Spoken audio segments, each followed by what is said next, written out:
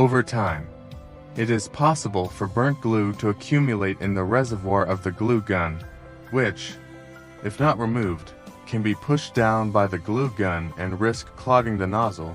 Therefore, it is recommended to clean it with wax to remove the burnt glue residues.